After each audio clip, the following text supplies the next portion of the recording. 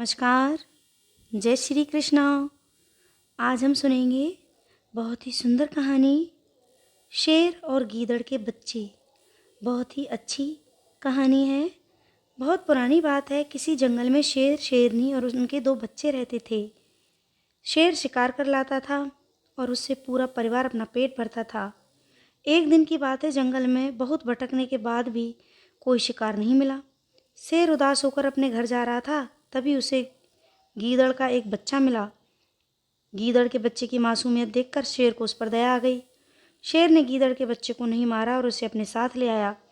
घर आकर शेर शेरनी से बोला, आज मुझे जंगल में कोई शिकार नहीं मिला। रास्ते में मुझे गीदड़ का बच्चा मिल गया। मुझे इसे मारने का मन नहीं किया, इसलिए इसे अपने साथ ले आया। अगर तुम्हें भूख लग रही हो तो इसे मार कर खा सकती हो। शेरनी को भी गीदड़ के बच्चे पर दया आ गई और शेरनी बोली, जिसे आपने जीवन दान दिया हो उसे हम कैसे खा सकते हैं। इस गीदड़ के बच्चे को हम अपने बच्चों के समान रखेंगे। अब शेर और शेरनी गीदड़ के बच्चे को अपने बच्चे की तरह पालने लगे। गीदड़ का बच्चा शेरनी के बच्चों के साथ खेलता, शेरनी का दूध पीकर बड़ा होने लगा। एक दिन शेर और गीदड़ के बच्चे खेल रहे थे, तभी वहाँ एक बड़ा सा हाथी आ गया। उसे देखकर शेर के दोनों बच्चे हाथी की तरफ लपके और उससे गुर्राने लगे। शेर के बच्चों को ऐसा करता देख गीदड़ का बच्चा डर गया और शेर के बच्चों से बोला, यह हाथी बहुत बड़ा है, उससे दूर रहने में ही भलाई है। तुम्हें भी इससे दूर रहना चाहिए, नहीं तो यह हमें मार देगा। इतना कहकर गीदड़ का बच्चा वहाँ से भाग गया। गीदड़ के बच्चे को भागता देख शेर के बच्चों का मनोबल टूट गया और वे भी वापस आ गए। घर आकर शेर के बच्चों ने गीदड़ के बच्चे की कायरता पर बहुत बुरा भला कहा और उसका मजाक उड़ाया। शेर के बच्चों की बात सुनकर गीदड़ के बच्चे को गुस्सा आया और वह भी उन्हें भला बुरा कहने लगा। शेरनी बच्चों की इस लड़ाई को सुन रही थी।